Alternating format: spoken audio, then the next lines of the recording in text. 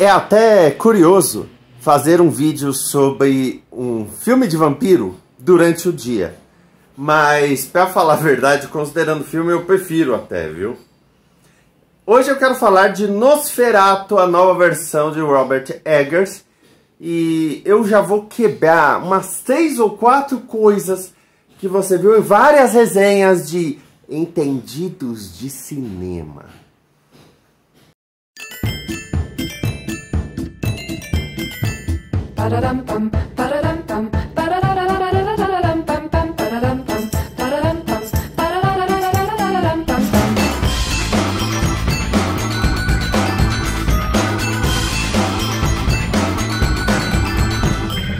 Oi, eu sou o Vinícius Schiavini e esse é o The Mullet Show, o programa sobre as coisas que passam pela minha cabeça. E ano passado eu fiz uma resenha de O Homem do Norte, a versão de Robert Eggers para a lenda de Hamlet, também conhecida como Hamlet, na obra de Shakespeare. E eis que Robert Eggers decidiu lançar um novo filme. Agora vamos começar a falar não de Nosferatu, de Robert Eggers, mas das coisas que os entendidos de cinema falaram ou deixaram de falar. Eu assisto muito vídeo por aí e antes de fazer uma pauta eu estudo bastante. E foi muito interessante ver que vários entendidos de cinema simplesmente falam as mesmas coisas. Então vamos lá. Todo mundo já falou que Nosferatu do Robert Eggers é uma recriação de Nosferatu, filme de 1922 de F.W. Murnau, com Max Schreck interpretando o Nosferatu. Nosferatu foi criado porque queriam fazer uma adaptação do livro do Drácula, mas não conseguiram os direitos e naquela época Drácula não estava em domínio público. O Max Schreck interpreta então o Conde Orlok, um homem encantado pela mulher do agente imobiliário.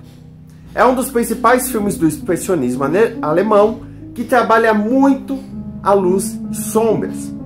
Eu vi esse filme na época da faculdade e ele me impressionou com o poder do trocadilho, justamente pela sua habilidade de assustar, mostrando o que estava e o que não estava ali e fazendo você questionar isso o tempo todo. Bom, aí em 1979 nós temos Nosferatu, o Vampiro, regravação de Werner Herzog com Klaus Kinski interpretando o Nosferatu. O que muita gente não fala é que em 2023 nós tivemos uma nova versão do Nosferatu, pois é, praticamente outro dia, dirigido por David Lee Fisher, e o Nosferatu é interpretado por Doug Jones, um cara muito conhecido por trabalhar bem com coisas prostéticas, tanto que ele está em Star Trek Discovery. Esse filme saiu outro dia, está nos streamings e a maioria das pessoas nem sabe. Ou ignoraram para dar mais mérito e mais crédito para essa versão do Robert Eggers? Talvez. E muito interessante é que pouco tempo atrás nós tivemos uma série chamada Nos4A2, que falando se ficaria Nosferatu, né?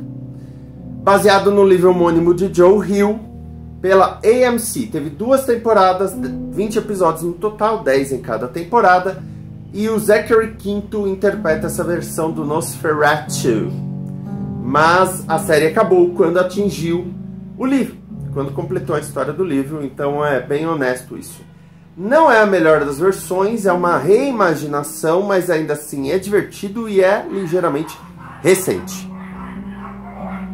Aí nós chegamos em Nosferatu de 2024, essa nova versão dirigida por Robert Eggers. E aí eu quero falar um pouquinho de 3 pontos. O primeiro deles, o elenco, tirando Nosferatu. Lily Rose Depp, a filha do Johnny Depp, mostra que consegue carregar um filme, porque ela praticamente carrega o filme nas costas, fazendo a Ellen, e o filme é dela. E o mais interessante é, a Lily Rose Depp não é a mulher mais bonita ou atraente, mas ela é uma mulher impactante nesse filme. Os olhares, a forma como ela se porta, é uma coisa muito pesada, muito carregada. mas que te atrai de uma maneira que você não consegue parar de olhar para ela. Então ela tá de parabéns nesse sentido. Completando o elenco, nós temos o Nicholas Hoult, fazendo o marido dela, o Thomas, o Aaron Taylor-Johnson, totalmente dispensável aqui, fazendo o Friedrich, a Emma Corrin, que você viu em Deadpool e Wolverine, fazendo a Anna, e é claro, o queridinho de Robert Eggers, Willem Dafoe, fazendo o Professor Von Franz. E aí vem o ponto. Muita gente criticou o Professor Von Franz, falando que ele está lá simplesmente para explicar as coisas.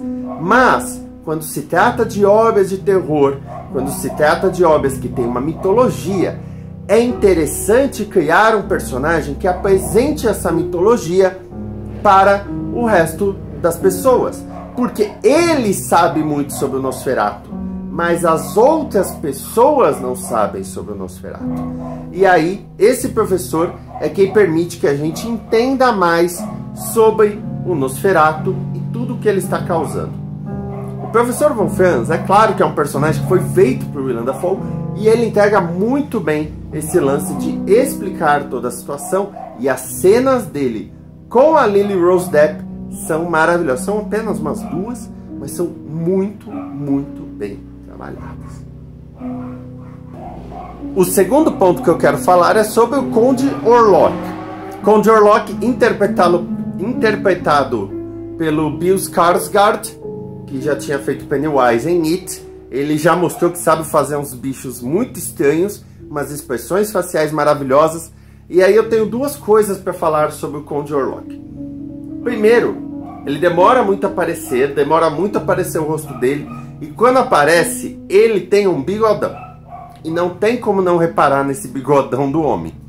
E aí, vem os entendidos falando: ah, mas esse bigode é igual o bigode do Vlad Tepes, o homem que criou o mito que virou o Drácula. Só que o bigode do Vlad Tepes, nas retratações, era fino. O Conde Orlok tem um bigodão que mais parece do seu tio Nestor, que vai no boteco, pede uma caninha, e pede pra tocar aquela música do Mato Grosso e Matias pra bater mais fundo dentro do peito a sofrência. Pode ser Black do Pearl Jam também. Não tem problema o bigode, foi interessante essa escolha visual, mas não dá pra falar: ah, é inspirado. Não é, gente. É pra ter uma coisa diferente, aquele bigodão. Aqueles lords todos tinham pelo facial. Aliás, eu não sei por que o Thomas tem tão pouco, o Friedrich tem mais. Então é mesmo para criar o impacto de ser um homem velho. Porque se você olhar, na real, a história do Nosferatu basicamente é um cara velho virado na novinha. E aí vem outro ponto, que o Conde Orlok, quando ele começa a atacar a cidade, tem uma praga que envolve ratos. E muita gente chamou da peste negra. Há um equívoco. A peste negra foi no século XIV, enquanto a história se passa no século XIX. Dá para traçar um paralelo, mas não há uma correspondência direta. É claro que, a partir da ideia de ratos transmitindo uma praga, fica muito fácil de entender que a praga é facilmente passável, até pelas condições de higiene da época. Mas não é a peste negra em si. Aliás, peste negra que foi muito mais devastadora do que o filme poderia mostrar. Mas o principal é falar da fotografia e do trabalho de iluminação. Me lembrou muito do Barry Lyndon, do Kubrick, estou falando palavras fortes, porque ele se utiliza de, às vezes, um ponto de luz, um foco de luz, e ele trabalha muito bem com isso.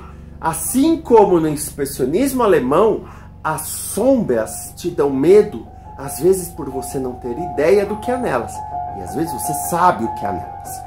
Quando Thomas chega no castelo do Conde Orlok, em muitos momentos a gente vê uma ponta de um dedo, a gente vê um nariz, mas leva muito tempo para a gente ver o Conde Orlok, e aquilo vai criando uma expectativa e uma certa ansiedade na gente. Então a gente fica: meu, como que esse cara, que figura que é essa? E na parte final, em que ele começa a aparecer nas sombras para conversar com a Ellen, é ainda mais forte. Tem uma cena que ela conversa com a janela vazia, quando a cortina voa, mostra a silhueta dele. E quando ela volta, ele não está mais lá. É um trabalho magnífico. Sem contar a cena final do Conjure Lock, que tem uma iluminação que eu fiquei assim, embasbacado da beleza daquilo. Seguindo muito bem a ideia do Kubrick de cada frame é uma pintura. Ali realmente foi isso. Agora, o filme é bom? É. Só que o filme te extenua. O filme te cansa. Porque você fica nesta tensão do que vai acontecer o tempo inteiro. Ele não tem respiro. Ele não tem calma. Quando Thomas chega no vilarejo e é recebido pelos ciganos, até aquela cena que é durante o dia com gente dançando é tensa. O tempo todo você fica na beira da poltrona e você fica naquela ansiedade e você tem a clara noção de que tudo pode ir pro vinagre. E quase vai. Então, Nosferatu, do Eggers, tem essa tensão muito forte que me lembrou o filme original? Sim. São iguais? Não. Eles são linguagens completamente diferentes. E eu não falo de tecnologia, eu estou falando mesmo de linguagem visual e cinematográfica. Mas são duas obras que valem a pena acompanhar.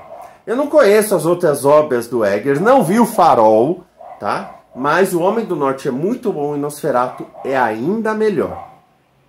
Agora, melhor filme do Drácula? Aí não tem como, gente, me desculpa. É Drácula Morto Mais Feliz, com Leslie Nielsen, dirigido pelo Mel Brooks.